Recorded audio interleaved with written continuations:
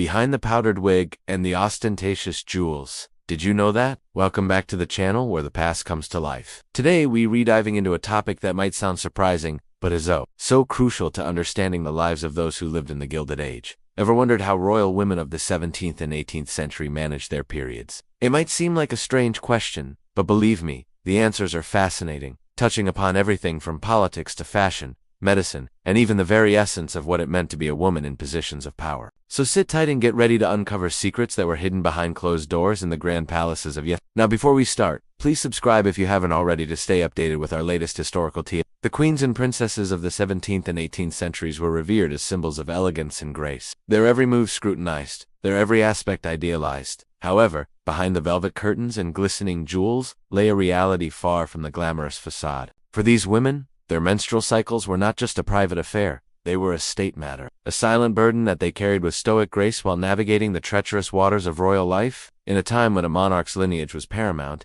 each queen became a vessel of the state, her body a battleground where politics, duty, and biology collided. During this era, having children was more than a personal milestone, it was a political imperative. A queen's ability to bear heirs directly affected her nation's future, making her menstrual health a matter of grave importance to the entire kingdom. This meant that unlike their counterparts in more humble circumstances, royal women were not allowed the luxury of privacy when it came to their periods. Their physical condition, particularly their menstruation and fertility, became an open book, shared among the most powerful figures in the realm. Palace doctors documented their findings in coded letters, communicating with monarchs, nobles, and even foreign diplomats about the queen's delicate state. Marriages, treaties, and coronations often hinged on the queen's cycle, making every month a potential turning point in international relations. Imagine living with the weight of your nation's future resting on your shoulders with every passing month. Such was the plight of these royal women who navigated a world where their bodies were not their own. They were pawns in a game of thrones where the stakes were nothing less than the dynasty itself. But it wasn't just the external pressures that made this experience so taxing. The physical toll on these women was equally profound. Menstruation in itself can be quite challenging, even in the most comfortable of circumstances. Now imagine adding layers upon layers of clothing, including multiple corsets, petticoats, and gowns, and you begin to understand the magnitude of the challenge these women faced. Changing menstrual cloths while dressed in these heavy, restrictive garments would have been a Herculean task, requiring the combined efforts of several ladies-in-waiting and attendants. And let's not forget the restrictive nature of these royal dresses. With their multiple layers and tight lacing, they not only made movement difficult, but also made accessing one's skirt for changing menstrual cloths nearly impossible without assistance. Furthermore, the sheer volume of material used in these outfits meant that dealing with soiled linens was a constant worry. Stains were not just an inconvenience, they were a symbol of a woman's unruliness, in a world that demanded absolute decorum. Removing and replacing these linens had to be done discreetly and efficiently to maintain the queen's reputation and prevent any scandal. Enter the ladies-in-waiting, noble women sworn to secrecy and loyalty, who played a pivotal role in assisting the queen with these delicate tasks. These women were not just servants, they were trusted confidants, who provided essential care and support in a world where the queen could rely on no one else.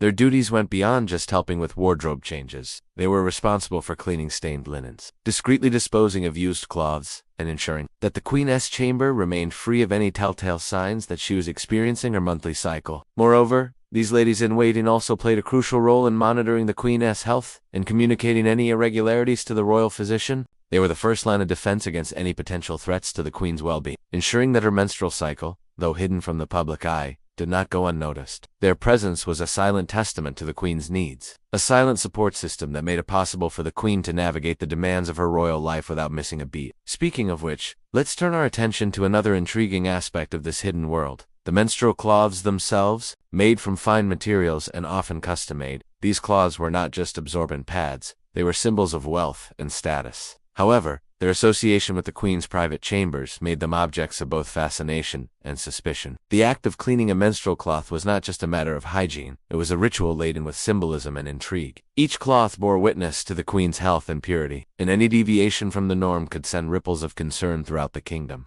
The process of cleaning these cloths was meticulous and involved soaking, scrubbing, and scenting them to make them reusable. But it wasn't just about removing stains. The water used for cleaning was itself subject to medical scrutiny, examined for any signs of disease or tampering. This practice reflects the prevailing medical theories of the time, where substances like urine and menstrual blood were believed to hold diagnostic value. It also reveals a court's constant vigilance against any form of contamination, showcasing a society that was not only fascinated by the queen's menstrual cycle, but also pathologized it to an extent that invaded her privacy and personal dignity. Moving on, we must delve into the invasive and uncomfortable medical examinations that these royal women endured. Forget the squeamishness of modern-day medical procedures. The examinations of the 17th and 18th century were a different breed altogether. To assess a queen's fertility and general health, physicians would resort to practices that today we would consider not just outdated, but downright harrowing. From feeling the queen's pulse to inspecting her urine, no aspect of her body was off limits. These examinations were not just a means to understand her health, they were a direct line to assessing the nation's future. After all, a queen's ability to bear an heir was a matter of national importance. Yet despite the gravity of these procedures, the language used to describe them is surprisingly clinical, reflecting the medical knowledge and attitudes of the time. Terms like hysteria and lunacy were not just labels. They were tools used to control and confine women within the rigid norms of society. The detachment of the language used also reflects the societal conditioning that allowed such invasive practices to occur. It was not uncommon for physicians to be present during childbirth or other intimate moments,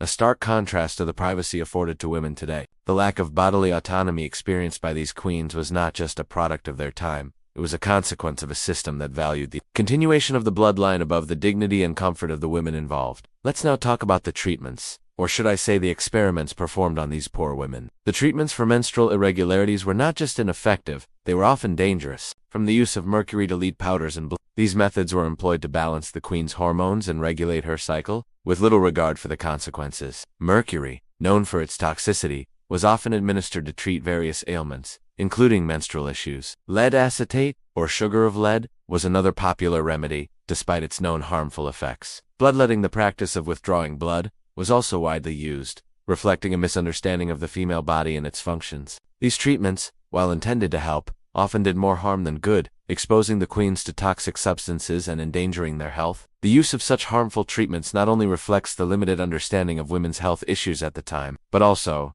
the lengths to which the court went to ensure the queen's fertility. It was not enough for her to simply menstruate. She had to do so regularly and predictably to meet the demands of the kingdom. Finally, let's discuss the emotional toll on these women, the part of the story that's often overlooked. Behind the lavish gowns and the stoic composure lay women who were tired, frustrated, and yearning to be seen as individuals and not just vessels for procreation. Despite the physical discomfort and the mental anguish, they were expected to maintain a flawless appearance at all times, to smile, to laugh, and to play their part perfectly. The pressure to project an image of effortless grace was immense. Any sign of struggle or pain had to be concealed, any hint of fatigue disguised. This forced composure was not just an external facade. It was a shield that protected them from a world that offered little understanding or empathy. Their true feelings were locked away, hidden behind the facade of the perfect royal lady. Secret hand gestures, carefully veiled words, and subtle facial expressions became their language, a silent testament to their struggles. Even in the most public of settings, they found ways to communicate their pain, their weariness, and their longing for a moment's respite. Their personal writings offer a glimpse into this hidden world, revealing the emotional toll of living a life devoid of autonomy. Words like burden and duty become more than just adjectives. They transform into battle cries, echoing the silent screams of women trapped in a gilded cage of their own. As we bring this journey through time to a close, remember that behind the opulent portraits of royal women of the 17th and 18th centuries stood not just icons of beauty and grace, but women of immense quiet strength. They navigated a world that politicized their biology and denied them the autonomy over their own body.